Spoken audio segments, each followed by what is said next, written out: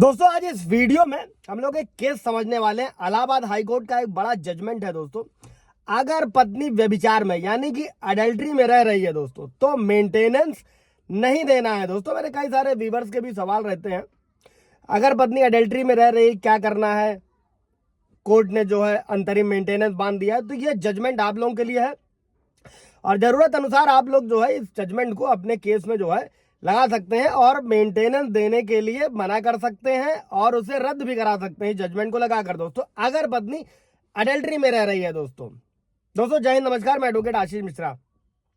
Like कर दीजिएगा, share कर दीजिएगा, सब्सक्राइब कर दीजिएगा दोस्तों, ताकि ये इन्फॉर्मेशन और लोगों को भी मिल सके। दोस्तों अभी केस टाइटल नोट कर लीजिएगा दोस्तों, कमेंट करिएगा, वहां पर भी मेंशन कर दिया जाएगा। इसके अलावा व्हाट्सएप पे भी जाकर जजमेंट की कॉपी पा सकते हैं। दोस्तों केस टाइटल है दोस्तों डॉक्टर वीरेंद्र कुमार बनाम उत्तर प्रदेश राज्य और अन्य। दोस्तों इलाहाबाद हाईकोर्ट का जजमेंट है दोस्तों, जिसमें पत्नी के खिलाफ व्यभिचार के आरोपों पर धारा 125 सीआरपीसी जो नए कानून में भारतीय नागरिक सुरक्षा संहिता की धारा 144 के तहत दोस्तों आदेश ये हुआ है कि भरण पोषण के लिए आवेदन करने से पहले जो है निर्णय लिया जाना चाहिए। एडल्ट्री को लेकर जब भी मेंटेनेंस अंतरिम कोर्ट द्वारा बांधा जा रहा है, तो अगर पत्नी एडल्ट्री में है तो उस पर डिसीजन देने से पहले विचार किया जाना चाहिए दोस्तों। और इलाहाबाद हाईकोर्ट ने यह माना है कि पत्नी के खिलाफ जो है व्यभिचार के आरोपों पर धारा 125 सीआरपीसी के तहत भरण पोषण के लिए आवेदन करने से पहले कोर्ट को देखना चाहिए। अब केस क्या था दोस्तों, इसमें पति ने जो है एडिशनल प्रिंसिपल जज फैमिली कोर्ट फिरोजाबाद का केस है दोस्तों, उसके आदेश के खिलाफ हाई कोर्ट का दरवाजा खटखटाया था। दोस्तों जो मैं कई सारे वीडियोस में रिपीट करता हूं कि अंतरिम मेंटेनेंस बांध दिया गया है। आप लोग हाई कोर्ट आए, अगर सालों साल मुकदमा खिंच रहा है, रेट लगाएं और आगे बढ़े अपने अपने जीवन। अभी जजमेंट को समझते हैं दोस्तों।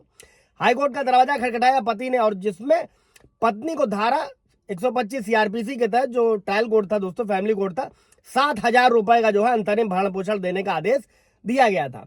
और साथ में यह तर्क दिया गया था कि व्यभिचारी होने के कारण जो है पत्नी धारा 125 4 सबसेक्शन 4, इस पर पूरा ब्रीफ वीडियो आप जाकर देख सकते हैं। और सीआरपीसी इसी धारा के आधार पर किसी भी राहत की हकदार नहीं थी दोस्तों। इलाहाबाद हाईकोर्ट ने क्या किया, 125 के सबसेक्शन 4 में दोस्तों ये प्रावधान है कि अगर पत्नी आपसी सहमति से पति से अलग रहना चुनती है या फिर उसके साथ रहने से इनकार करती है तो वो अंतरिम या अंतिम भरण पोषण के हकदार नहीं होगी दोस्तों। और इसी मामले की सुनवाई करते हुए जस्टिस संजीव शुक्ला ने कहा कि धारा 125 का जो सबसेक्शन 4 है दोस्तों, उससे ये स्पष्ट है कि एक बार जब पत्नी के खिलाफ व्यभिचार का स्पष्ट आरोप लगाया जाता है दोस्तों, तो धारा 125 सीआरपीसी के तहत मामले से निपटने वाली जो संबंधित अदालत है यानी कि फैमिली कोर्ट से व्यभिचार के मुद्दे पर फैसला करना होता है। यहां तक कि अंतरिम भरण पोषण भी जो है उस मुद्दे पर निष्कर्ष दर्ज करने के बाद में ही दिया जा सकता है। और कोर्ट ने यह पाया कि ट्रायल कोर्ट ने क्या किया था कि पत्नी की ओर से जो है व्यभिचार के जो आरोपों के बारे में कोई टिप्पणी नहीं करी गई थी, और ट्रायल कोर्ट के आदेश पर